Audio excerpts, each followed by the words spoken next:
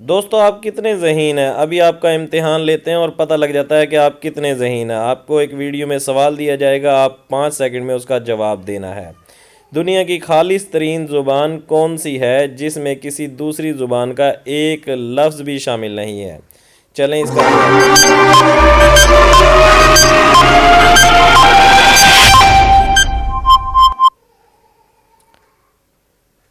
سوال اگلا، کس ملک نے ابھی تک پاکستان کو تسلیم نہیں کیا؟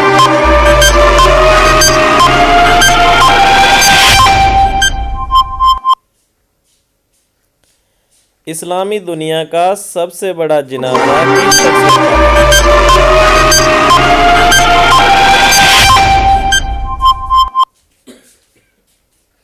سوال، تربوز سبزی ہے یا پھل؟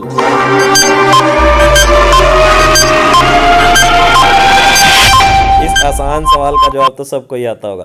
دودھ دینے والے جانداروں میں سب سے کم دودھ کون سا جانور دیتا ہے؟